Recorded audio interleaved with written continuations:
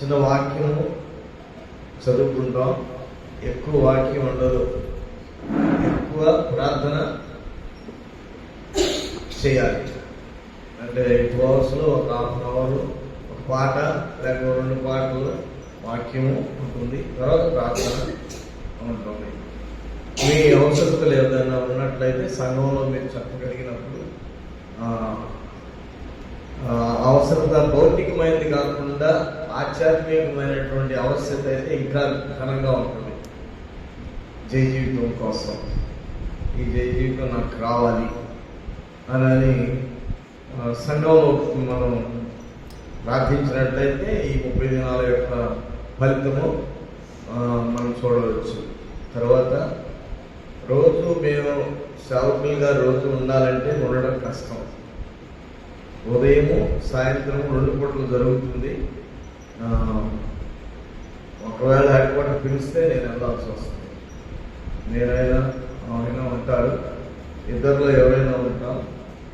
ఇద్దరు లేకపోయారనుకోండి క్రమం తగ్గేది లేదు. వచ్చి ప్రార్థన చేసుకొని వెళ్ళటం, ఇది మనం గ్రహించాల్సినటువంటి రీతి. కనుక ముందు పాట పాడుకుందాం అందరం కలిసి. పాట పాడేటప్పుడు కూడా అందరికి వచ్చిన పాట అందరం కలిసి పాట పాడటానికి వెళ్దాం.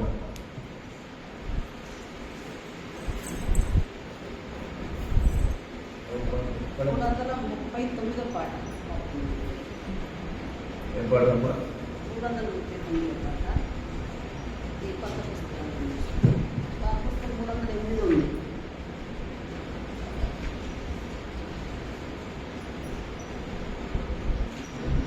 అందరికీ వందనాలండి. ఏది నీ సాక్ష్యమో, ఏది నీ త్యాగమో, యేసువా తను చాటింపను, ఎలా నిర్లక్ష్యమో లేచిరారము క్రైస్తవా. ఏది నీ సాక్ష్యమో,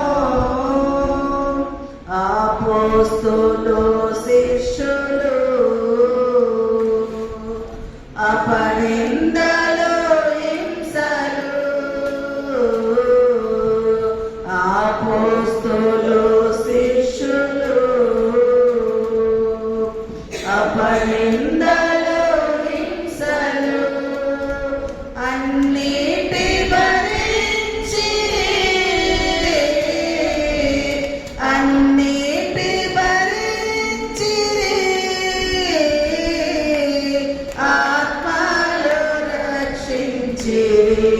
ఏది నీ సాక్ష్యము, ఏది నీ త్యాగము, యేసువా తను చాటింపను, ఎలా నిర్లక్ష్యము లేచిరారము క్రైస్తవా. ఏది నీ సాక్ష్యము,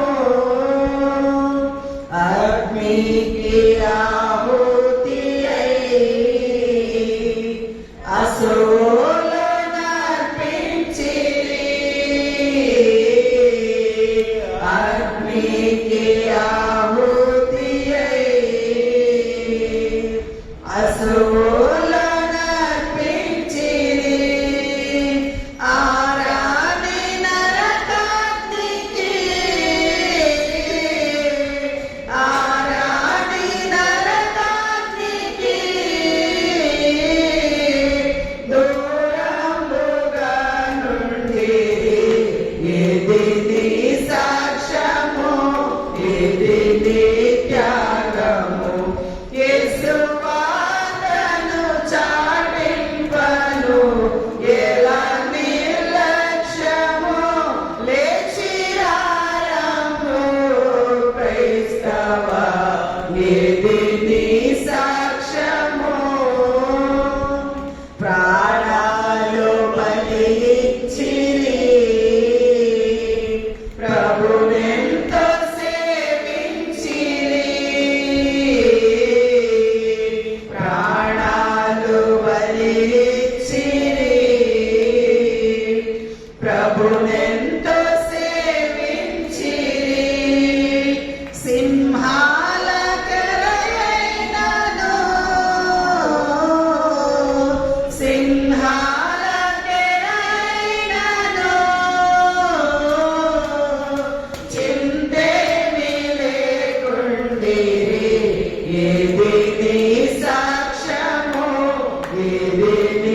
త్యాగము యేసు వార్తను చాటింపను ఎలా నిర్లక్ష్యము లేచిరారము క్రైస్తవ ఇది నీ సాక్ష్యము ఆపదలు అపనిందలు నిర్బంధము బంధము ఆపదలు అపనిందలు నిర్బంధము బంధము శరసాల సంఖ్యను చెరసాల సంఖ్యను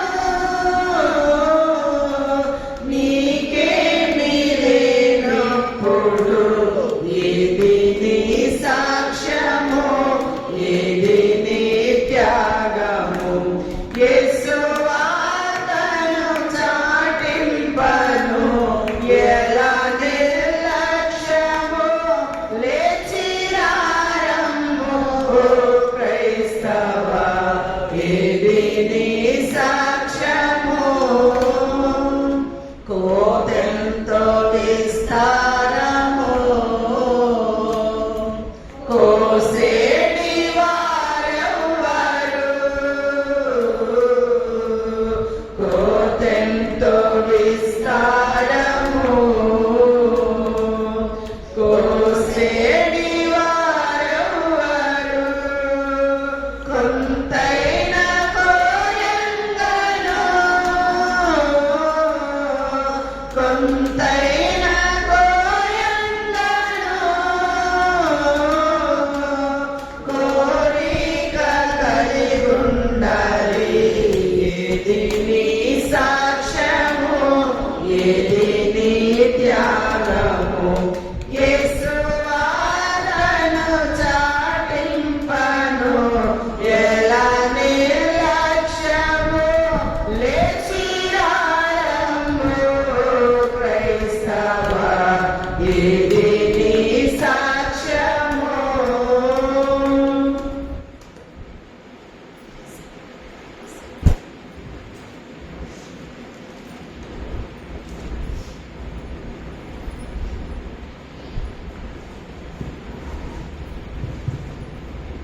సామెతల గ్రంథము 2వ అధ్యాయం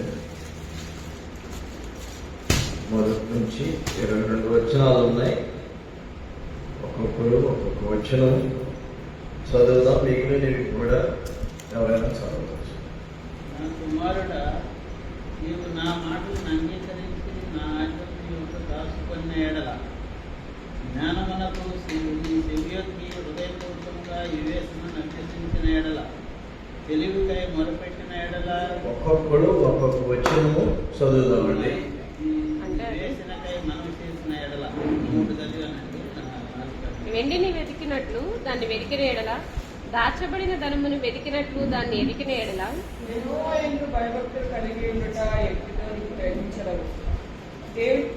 దేవుని కూర్చున్న విజ్ఞానం నీకు లభించును.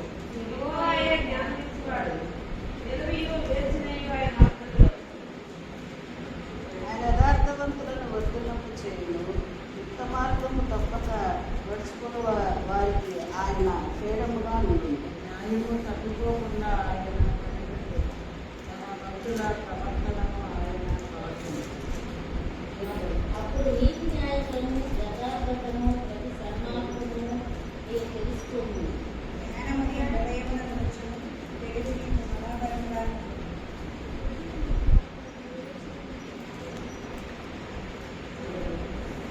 అది దుష్టుల మార్గము ఇది. లోకముగా మాట్లాడడానికి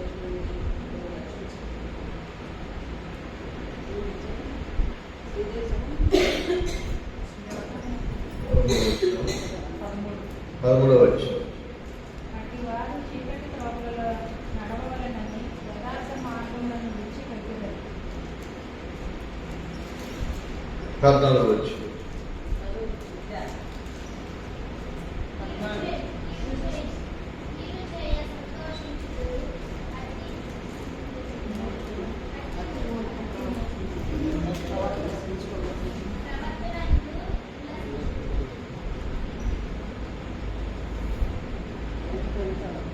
15 వచ్చి వారు నడుచు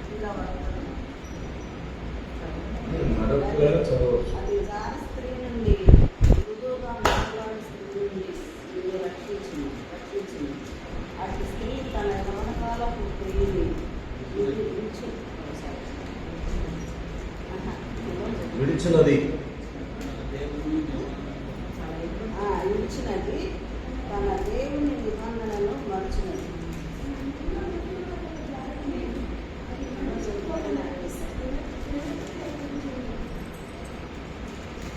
దాని ఎందుకు పోవారిలో ఎవరును తిరిగి రారు, జీవ మార్గంలో వారికి దక్కవు. నా మాటను వినిన ఎడల నీవు సజ్జనుల మార్గంలో నడుచుకొందు, నీతిమంతుల ప్రవర్తనను అనుసరించెదవు. యథార్థవంతులు దేశమందు నివసించెదరు, లోపము లేని వారు దానిలో నిలిచియుందురు. భక్తిహీనులు దేశంలో ఉండకుండా నిర్మూలమగుదురు, విశ్వాసఘాతకులు దానిలో నిలిచియుందురు. చిన్న ప్రార్థన చేసుకున్నాము. పరిశుద్ధుడా, ప్రేమగల మా తండ్రి, భక్తులైనటువంటి వారు ప్రభా సంవత్సరం మధ్యలో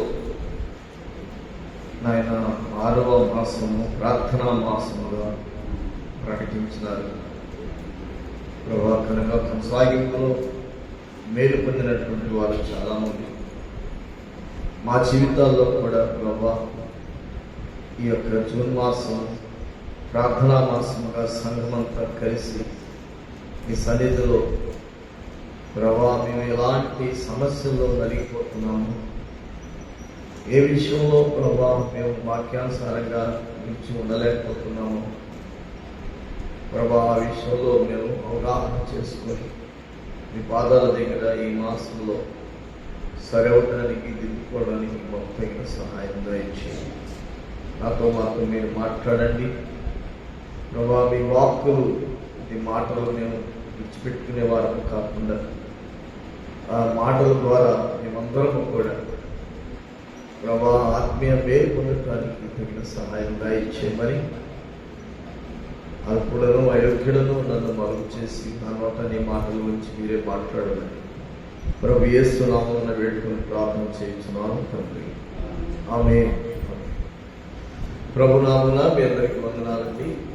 దేవుని యొక్క మాటలు, కొన్ని మాటలు మనం చదువుకున్నాం. 2వ అధ్యాయము వాటిలో ఒక మాట చదువుకున్నాం. మొదటి మాటే చదువుకున్నాం.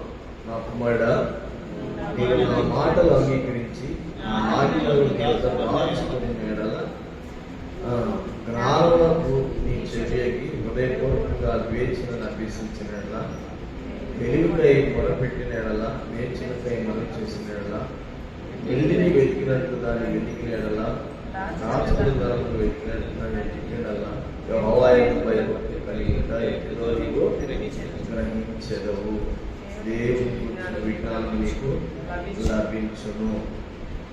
అంటే ఇక్కడ రాయబడిన ఈ 5 వచనాల్లో కూడా దేవుడు కుమారుడా అని సంబోధిస్తున్నాడు. కుమారుడా అంటే దేవుడు ఆత్మై ఉన్నాడు, మానవుడు రక్త సంబంధమైన మనుషుడై ఉన్నాడు.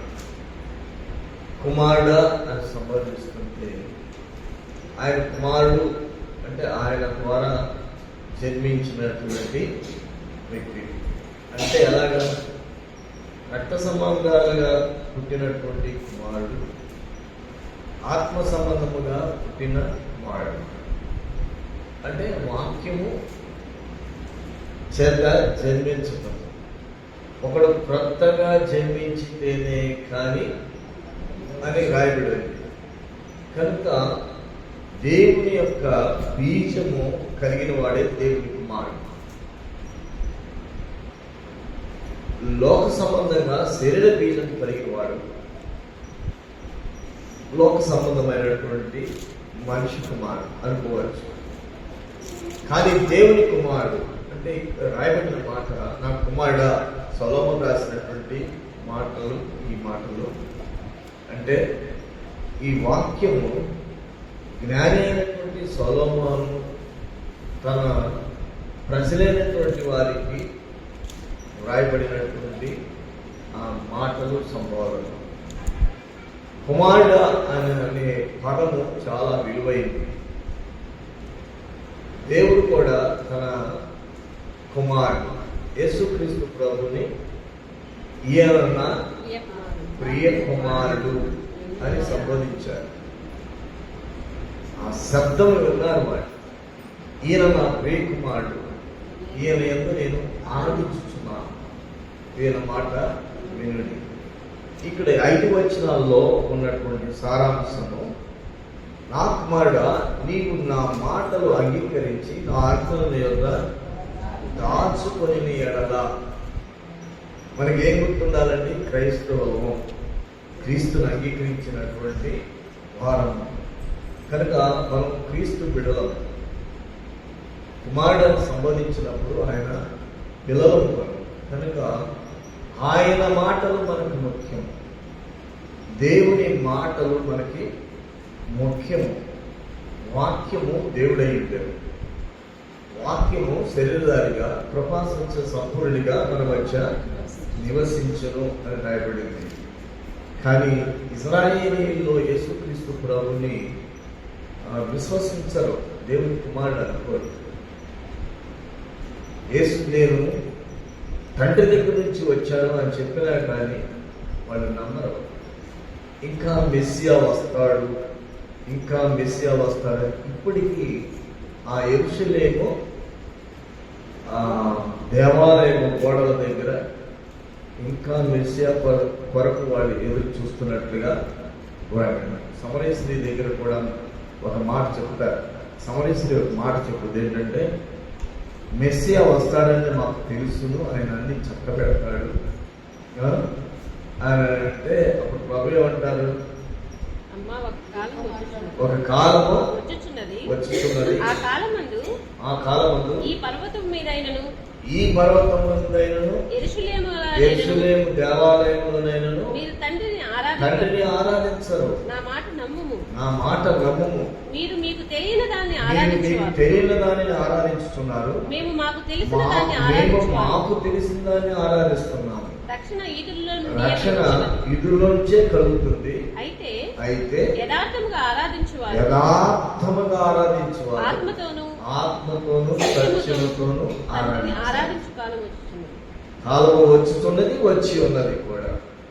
అండ్ అప్పుడు ఏం చెప్తారు? మెస్సియా ఆ స్త్రీ ఆయనతో, క్రీస్తనబడిన మెస్సియా వచ్చునని నేను ఎరుగుదును, ఆయన వచ్చినప్పుడు మాకు సమస్తమును తెలియజేయాలి. నిరీక్షణ ఉందా లేదా? నిరీక్షణ అనేది యేసు క్రీస్తు అని మెస్సియా వస్తాడు. ఆ మెస్సియా వస్తాడని మాకు నేను ఎరుగుతును అంటున్నాడు. వాడు సమరీయులైనా కానీ అటు యూదులైనా కానీ వారి మధ్య ఉన్నటువంటి వ్యత్యాసం ఉన్నప్పటికీ కూడా ఇవన్నీ చక్క పెడతారు. ఈ సమానత్వం అనేది వస్తుంది అని అంటే అప్పుడు అంటాడు ఆయన, నీతో మాట్లాడుచున్న ఆయనే. కానీ నేటికి వారికి గుర్తింపు రాలేదు. ఎందుకు గుర్తింపు రాలేదు వాళ్ళకి? చాలాసార్లు ప్రభు చెప్పారు, నువ్వు రాజువా అంటే నువ్వు అన్నట్టు నేను రాజునే, నువ్వు క్రీస్తువా అని అంటే నేను మొదటి నీకు క్రీస్తుని చెప్పాను, కానీ మీరు నమ్మలేదు. అంటే రాబో వారి కొరకు మేము కనిపెట్టాలా లేకపోతే నీవేనా అని అంటే ఏమంటాడు? రాబో వారి కొరకు మీరు చూడండి ఏమి జరుగుతున్నాయో అది చూసి వెళ్ళి యోహానికి చెప్పండి అని అన్నాడు. ఆయన వచ్చి చూచి ఏం చెప్పాడంటే, ఒక పాపములను మోసుకొని పోల్చినటువంటి దేవుని యొక్క గొర్రె పిల్ల, ఈయనని వెంబడించండి అని ఆయన సాక్ష్యం ఇచ్చాడు. ఆయన ఎవరి కోసం సాక్ష్యం ఉండడానికి పుట్టాడు? యేసుక్రీస్తు ప్రభు కొరకే సాక్ష్యం. అయితే రాబో వాడము నీవేనా లేక మేము ఎవరి కొరకైనా కనిపెట్టాలా అని అంటే ఏం చెప్పాడు? నేనే అనేది చెప్పలా. ఎవరు చెప్పాడంటే, మీరు జరుగుతున్నటువంటి పుట్టివారు నడుస్తున్నారు, పుట్టివారు చూస్తున్నారు, దెయ్యములు వెళ్ళగొట్టబడుతున్నాయి, చెవిటి వారు వింటున్నారు, రోగులు స్వస్థపరుస్తున్నారు. జరుగుతున్నటువంటి కార్యాలని వెళ్ళి మీరు యోహానికి చెప్పండి అని అంటే ఆ శిష్యులు వెళ్ళిపోయి అలా చెప్పారు. అప్పుడు ఆయన వచ్చి చూచి ఏమన్నాడంటే లోక పాపములను మోసు ఆయన ఈయనే స్వస్థపరిచేది, ఆయన దగ్గరికి వెళ్ళండి, నేను బాప్తిసం ఇచ్చే వ్యక్తిని అని అన్నాడా? మారు మనస్సు ఆయన మార్గమును సరళం చేయడానికి ముందుగా పంపబడినటువంటి ఒక దూతని నేను అని చెప్పాడు. చెప్పి ఏమంటున్నాడు?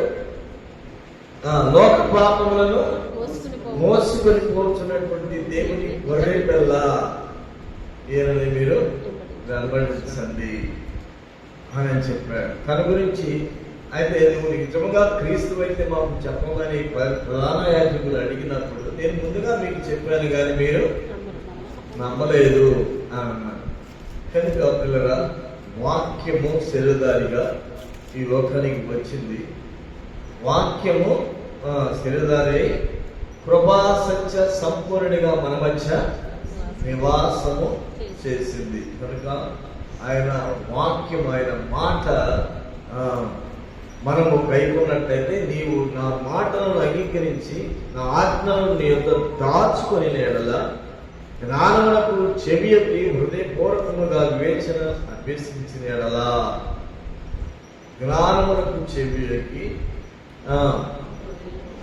హృదయపూర్వకంగా వివేచన అభ్యసించిన ఎడల తెలివికై మొరపెట్టిన ఎడల మనదే తెలివి అనుకోకూడదు. దేవుని తెలివి అనేది నా తెలివి కాదు. దేవా తెలివి కై మొరపెట్టిన ఎడలంటే తెలివి కావాలి, తెలివి వివేచన కావాలి, ఆధ్యాత్మికమైన జీవితానికి కావాలి, శరీర సంబంధమైన జీవితానికి మూర్ఖత్వం. అది ఎలాగైనా జీవిస్తూ ఉంటుంది. శరీరంతో ఉన్నటువంటి వ్యక్తి, శరీర స్వభావంతో ఉన్న వ్యక్తి మూర్ఖ స్వభావంతో ఉంటాడు. మూర్ఖునికి జ్ఞానము అందదు అని రాయబడింది. కనుక ఆత్మ సంబంధమైనటువంటి వ్యక్తి జ్ఞానంతో, జ్ఞానం కావాలి, తెలివి కావాలి. తెలివికై మొరపెట్టినట్లయితే, వివేచనకై మనవి చేసిన ఎడల వెతికినట్లు దాను వెతికిన ఎడల. వెండిని వెతకడం అంటే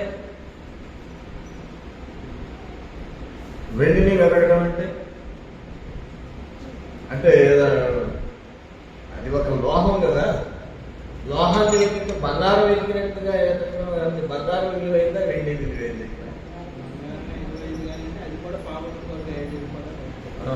ఇక్కడ వెండిని వెతికినట్లుగా దానిని వెతికినట్లయితే దాచబడిన ధనమును వెతికినట్లుగా దానిని అంటే వెండి అన్నా ధనమన్నా అక్కడ ఒక సాదృశ్యం చెప్పాడు. అంటే అది వెండి కానీ ధనము కానీ లేకపోతే ఏదైనా కానీ వెతికి వారిని ఎలా శ్రద్ధగా మనం వెతుకుతామో అలాగా మనము దేన్ని వెతకాలి?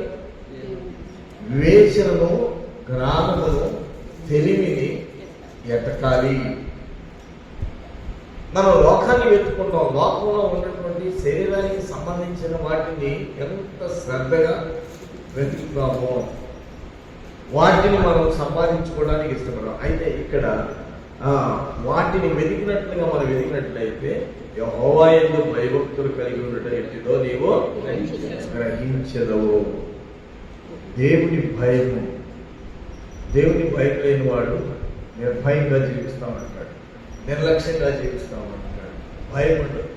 ఎప్పుడైతే దేవుని భయం ఉంటుందో ఆ భయం కలిగిన మనిషి ఎలా ఉంటాడంటే వ్యక్తమైన మాట, ఒక మాట అసభ్యంగా నిన్ను గైడ్ చేస్తూ ఉంటుంది. పరిశుద్ధ ఆత్మదేవుడు నిన్ను గైడ్ చేస్తూ ఉంటుంది.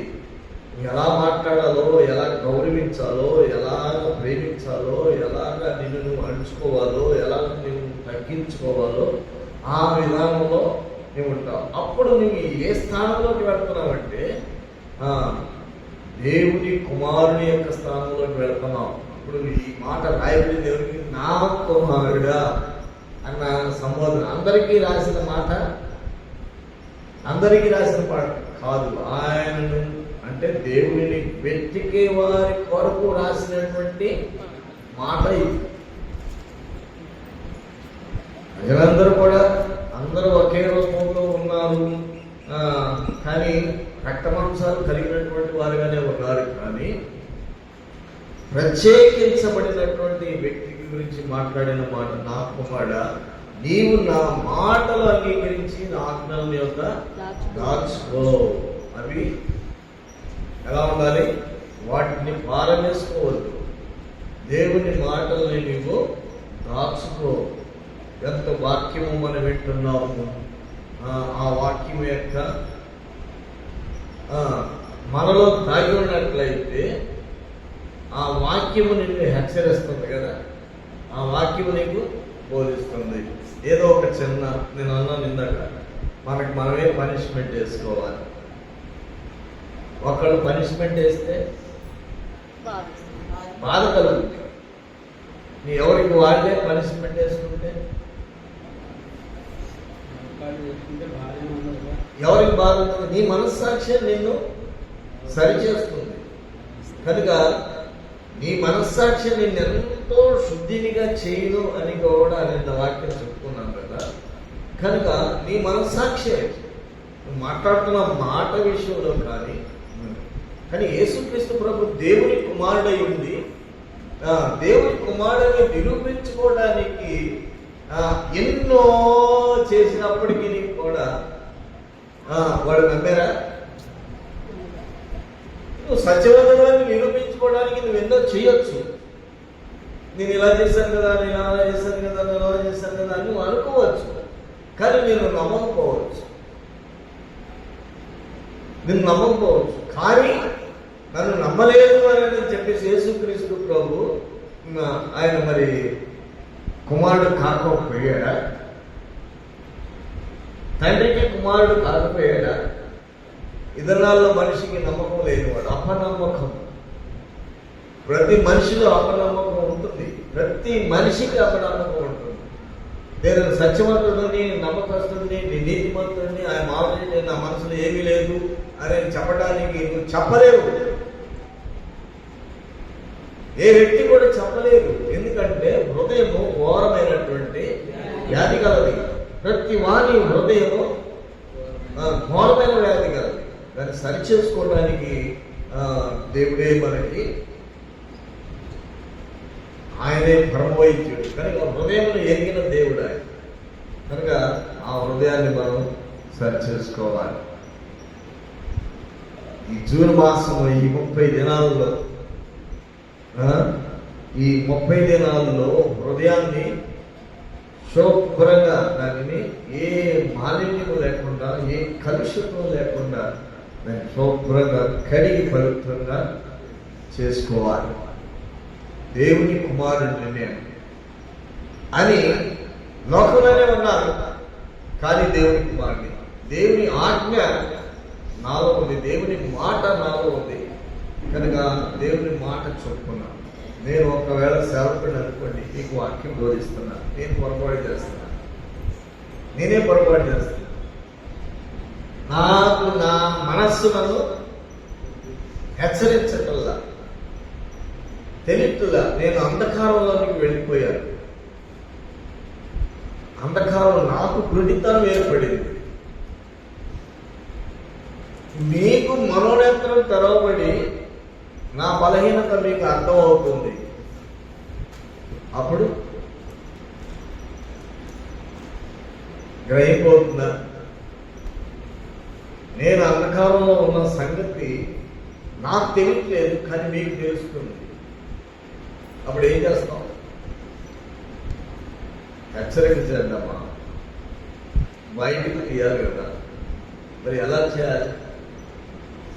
పెద్దవాళ్ళు కదా, వాక్యాన్ని బోధించేవాళ్ళు అని అనుకోవచ్చు కదా. కానీ దేన్ని బట్టి మనం చేయగలుగుతాం? ప్రార్థన. ఏం చేస్తారండి? ప్రార్థన చేస్తాం. ఎప్పుడైతే మనం ప్రార్థన అంటే ప్రార్థన గూడు కట్టుకొని ఉండాలి. ఎప్పుడు ప్రార్థన అనేది అవగాహన నీవు, హృదయాన్ని తెరువు, నేత్రాలు తెరువు, మనస్సు తెరువు, గ్రహింపు దయచి. నువ్వు డైరెక్ట్గా చెబితే, డైరెక్ట్గా చెబితే బాధ కలుగుతుంది. అందుకని సేవకుడు ప్రభు కూడా ఎందుకు ఎక్కువగా ప్రార్థన చేస్తున్నాడు? ప్రభు రాత్రంతా ప్రార్థన చేసి ఏకాంతంగా రెండు ప్రాంతంలో ప్రార్థన చేస్తున్నాడు. దేవాలయంలో ఉదయకాలం బోధిస్తున్నాడు. ఎన్ని మీకు సార్లు చెప్పినా కానీ మీకు వినరు. నేను ఆయన దగ్గర నుంచి వచ్చాను, తండ్రి దగ్గర నుంచి వచ్చానని చెప్పినా వినకులా. కానీ ప్రార్థన చేస్తున్నారా లేదా? తండ్రి, నీవు నేను ఏకమై ఉన్నామని, నేను ఏకమై ఉన్నామని, మాతో నీతో వీరు ఏకమై ఉండాలని నేను కోరట్లేదు. కానీ వీరు ఏకమై ఉండాలని నేను ప్రార్థన చేయించున్నాను. నేను నీవు ఎలాగ ఏకమై ఉన్నాము, మనము ఏకమై ఉన్నలాగున వారు ఏకమై ఉండునట్లు నేను ప్రార్థన చేయించున్నాను. అవునమ్మా, అలాగేందా? నువ్వు నాకు అనుగ్రహించిన నీ నామమందు వారిని కాపాడు. నీవు నాకు అనుగ్రహించిన నామమును బట్టి వారిని కాపాడు. వారి వాక్యము వలన నాయందు విశ్వాసం ఉంచు వారందరూ ఏకమై ఉండవలనని వారి కొరకు ప్రార్థించుతున్నాను. వారి కొరకు నాయందు విశ్వాసం ఉంచినటువంటి వారందరూ కూడా ఎలా ఉండాలి? ఏక మనస్సు రావాలి. మనము ఏకమై ఉన్నలాగున వారు ఏకమై ఉండవలనని నీవు నాకు అనుగ్రహించిన మహిమను నేను వారికి ఇచ్చితిని. నీవు నాకు అనుగ్రహించినటువంటి మహిమను నేను వారికి ఇచ్చితిని. అంటే ఎలాగా? నేను ఏకమై ఉన్నట్లుగా నీవు నాకు అనుగ్రహించేసిన మహిమను నేను వారికి ఇచ్చాను. వారు కూడా ఏకమై ఉండాలి. ఏక మనస్సు కలిగి ఉన్నప్పుడు ఇక వ్యత్యాసం ఎక్కడి వస్తుంది? అప్పుడు కుమారుడు ఒకళ్ళు హెచ్చు ఒకరు తక్కువ దేవుని దృష్టిలో ఉంటామా? భక్తి ఒకళ్ళు ఎక్కువగా తక్కువగా చేస్తామా? ఎవరండి? నీకు ఎంత కలిగి ఉన్నావో, ఎంత నీకు ఏదైనా ఒకవేళ ధనం కలిగి ఉన్నా, ఆరోగ్యం కలిగి ఉన్నా, ఏది కలిగి ఉన్నా, శ్రద్ధ కలిగి ఉన్నా, అది దేవుని మహిమ కొరకే నువ్వు చేయగలుగుతావు. అలాగే నీ సహోదరుడు కూడా అదే మహిమతోటే దేవుడు యేసుక్రీస్తు ప్రభు ఇచ్చినటువంటి మహిమ ఒకరికి ఒకటిగా లేదు. తండ్రి అయినటువంటి దేవుడు ఇచ్చిన మహిమ ఆయనకున్న రీతిలోనే ఆయన కూడా ఏం చేస్తున్నాడు? అదే మహిమను వారికి ఇచ్చాడు. వాళ్ళు ఏం చేస్తున్నారు? అదే మహిమను. అందుకని క్రీస్తు యొక్క రూపము ఒకరిలో ఎలా ఉంది? డిఫరెంట్ ఉందా? డిఫరెంట్ లేదు. అందరిలో ఒకే తత్వం వచ్చేసింది. అంటే ప్రేమ అనేది ఈక్వాలిటీకి వచ్చేసింది. అంటే ఆత్మీయ మెట్టు కూడా ఈక్వాలిటీకి వచ్చేసింది. విశ్వసించే వారందరూ ఏకముగా కూడి తమకు కలిగినదంతా సమిష్టిగా ఉంచుకునేది. అక్కడ సమిష్టిగా ఉండడం అంటే కలిసి ప్రార్థన చేద్దాం, మనం అందరం కలిసి తలా కొంచెం ఒక 5-5 నిమిషాలు ప్రార్థన చేసుకుందాం అనుకుంటే ఒప్పుకుంటాం కదమ్మా. సమిష్టిగా ఉంచుకోవాలంటే మన ఆస్తులు సమిష్టిగా ఉండాలంటే ఒకటే లేదు. ఆ దినాల్లో సంఘము ప్రారంభ దినాల్లో అలా ఉంది. నేటి ఇశ్రాయేలీలు కూడా అలాంటినే ఉన్నారు, సమిష్టిగానే ఉన్నారు. కానీ ఎక్కడ ఆగింది అని అంటే యేసుక్రీస్తు ప్రభువు మరి ఎందుకు వాళ్ళు విశ్వసించలేదంటే మెస్సియా కోసం వాళ్ళు ఎదురు చూస్తున్నారని వచ్చి సమస్తమును చక్కపరిచిన సంగతి వాళ్ళకి గ్రహింపు అవల. ఎందుకంటే దేవుడే వారికి అంగత్వాన్ని కలుగు చేశాడు. ఎందుకు అని అంటే అన్ని జనుల సరసాలు చెప్పుకున్నాం మనం. అన్ని జనులమైనటువంటి మనము ఈ రక్షణ లోనికి సంపూర్ణం అవడానికి ప్రవేశించడానికి దేవుని యొక్క ప్రణాళిక చొప్పున మనము అందరూ ప్రవేశించడానికి వారికి అంధకారాన్ని వాళ్ళ మనలెత్తడానికి గుడ్డితనాన్ని కలుగు చేశాడు. అందరి ఎడల కరుణ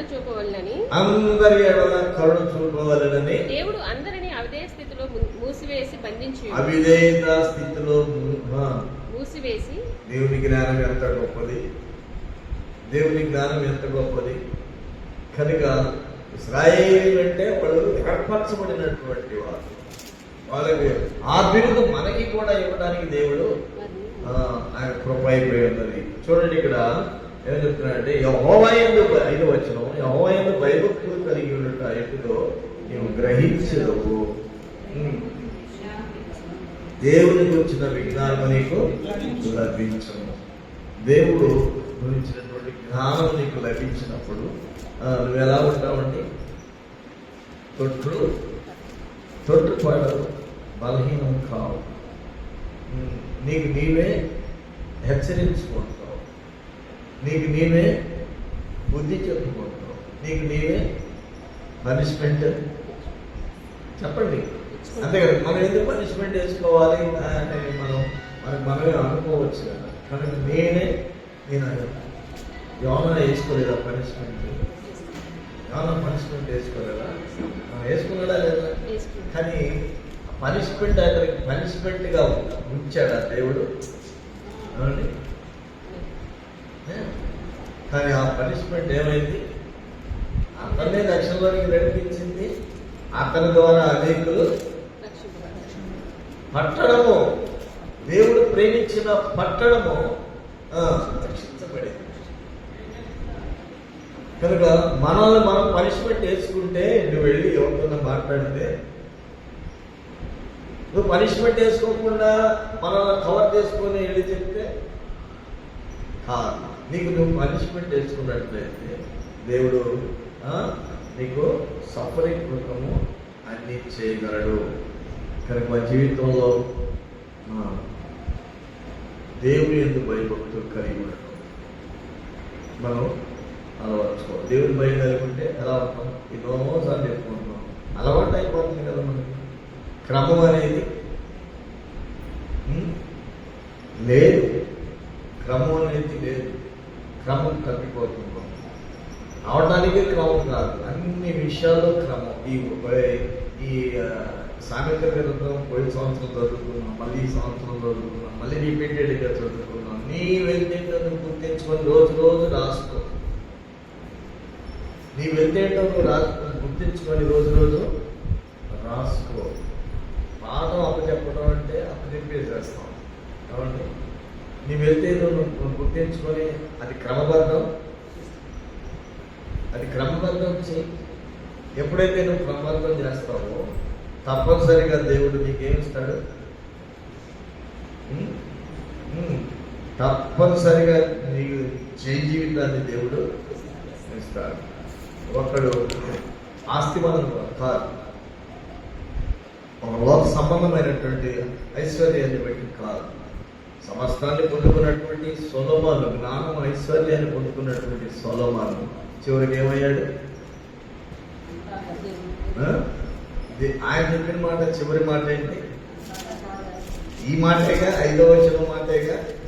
ప్రసంగి చివరి 12వ అధ్యాయం చివరి మాట చదవమ్మా. ఇదంతయు వినిన తర్వాత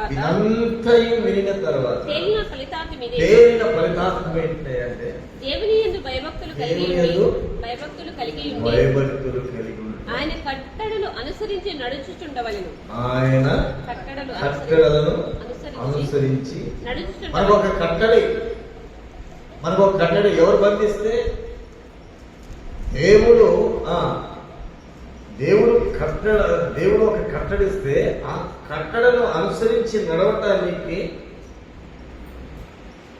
నువ్వు ఎవరినైనా వ్యతిరేకించవచ్చు. ఎందుకని? దేవుడు ముఖ్యమా, లేకపోతే దేవుడు నీకు అనుగ్రహించింది ఏదైనా ముఖ్యమా? దేవుడే ముఖ్యం కదా. దేవుడు లేకుండా ఏది లేదు, సమస్తం ఆయన కలిగి ఉంది. కనుక ఆయన కట్టడలను అనుసరించు ఉండవలను. ఇక్కడ దాచుకోమన్నాడు, అక్కడ అనుసరించి జీవించు చూడమని దేవుడు వాక్యం. ఈ మొదటి వచనంలో నా కుమారుడా ఆయన ఆజ్ఞలను ఆయన మాటలను అంగీకరించి ఆజ్ఞలను నీకు నీ యొక్క దాచుకొని ఎడల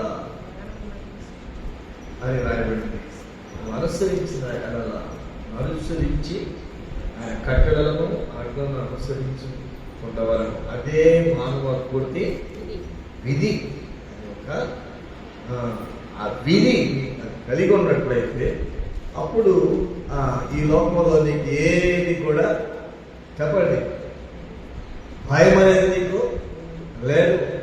దేవుడు నీ పక్షాన ఉండి నిన్ను ఉన్నతమైనటువంటి స్థానానికి తీసుకుని వెళ్తారు. ప్రార్థన చేసుకుందాం. ఈ కొద్ది మాటలతోటి మనం అందరం కలిసి ఒక్కొక్కరు మరి కొంతమంది